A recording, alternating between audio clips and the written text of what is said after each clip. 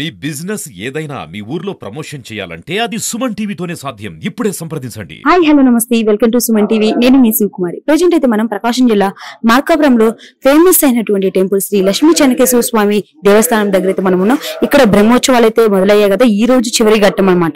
ఈ చివరి ఘట్టంలో మెయిన్ ఇంపార్టెంట్ ఏంటంటే రథమోత్సవాలు. సో దీనికి చూడడానికి వేలాది మంది భక్తులు అయితే తరలి వచ్చారు. మరి ఈ భక్తులందరికీ ఏర్పాట్లు ఏ విధంగా జరుగుతుందో, మరి ఈ రథమోత్సవం గురించి పూర్తి వివరాలు ఈవో గారు మాట్లాడి తెలుసుకుందాం రండి. నమస్తే సార్.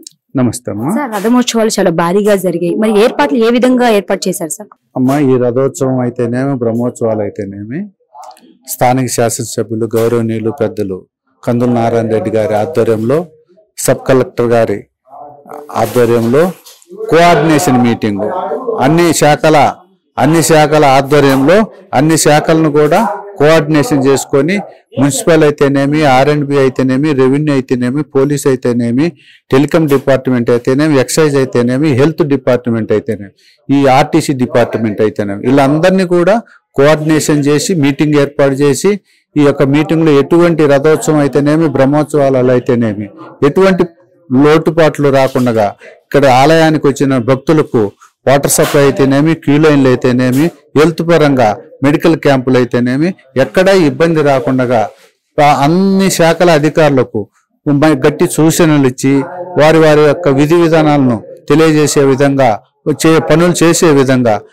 గౌరవనీయులు శాసనసభ్యులు నారాయణ రెడ్డి గారి ఆధ్వర్యంలో, సబ్ కలెక్టర్ గారి పర్యవేక్షణలో ఇవన్నీ కార్యక్రమాలు జరిగాయి. అదేవిధంగా రథోత్సవం రోజున కూడా R&B వాళ్ళు రథానికి ఫిట్నెస్ సర్టిఫికెట్ ఇస్తారు.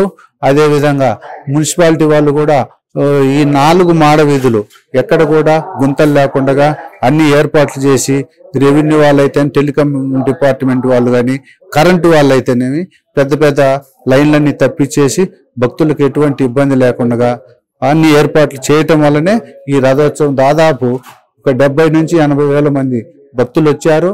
అందరికీ ఇబ్బంది లేకుండా ఏర్పాటు చేసి ఎటువంటి అవాంఛనీయ సంఘటనలు జరగకుండా పోలీస్ డిపార్ట్మెంట్ వారు కూడా తగు చర్యలు తీసుకోవటం వల్ల ఈ రథోత్సవం బాగా ఫుల్ సక్సెస్ఫుల్ అయిందమ్మా. Thank you sir. Thank you అమ్మా. మరి చూసారు కదండి, ఈ రోజు బ్రహ్మోత్సవంలో చివరి రోజున ఈ రథమోత్సవాలు అయితే చాలా ఘనంగా వైభవంగా అయితే సెలబ్రేషన్ అయితే జరుగుతుంది. మరి దీన్ని చూడడానికి అయితే వేలాది మంది భక్తులు అయితే తరలి వచ్చారు. సో జిల్లా నుంచి, రాష్ట్రాల నుంచి ఎంత మంది వచ్చారంటే సుమారుగా 60,000 80,000 వరకు అయితే జనాలు అయితే రావడం జరిగింది. దీన్ని కంట్రోల్ చేయడానికి బందోబస్తుని ఏర్పాటు చేశారు, మెడికల్ క్యాంప్ ని ఏర్పాటు చేశారు. ప్రతి ఒక్క అడుగడుగున ఫుడ్ క్యాంటీన్ లాగా ఒక ఏర్పాటు చేయడం జరిగింది. ఎలా అంటే పబ్లిక్ కి సో ఇబ్బంది కలిగించకుండా మెడికల్ క్యాంపును కానీ, బందోబస్తును కానీ, ఫుడ్ ను కానీ ప్రతిదీ చాలా చక్కగా ఏర్పాట్లు అయితే జరిగాయి. సో టెంపుల్ లో కూడా భక్తులకి ఈ దర్శనానికి ఎలాంటి ఇబ్బంది లేకుండా తొందరగా అయ్యే విధంగా అయితే కూడా మన ఇక్కడ ఉన్న కమిటీ వాళ్ళు కూడా చాలా చక్కగా ఏర్పాట్లు అయితే జరిగింది. సో ఈ సంవత్సరం అయితే బ్రహ్మోత్సవాలు అయితే చాలా ఘనంగా జరిగాయి. అందులో అయితే రథమోత్సవం అండి. సో ఈసారి చాలా సింపుల్ గా, చాలా చక్కగా, నీట్ గా, సింపుల్ గా అయిపోయింది. కానీ భక్తులందరూ తరలి వచ్చి సింపుల్ గా చూసుకొని హ్యాపీగా ఎంజాయ్ చేసి అయితే వెళ్లారు.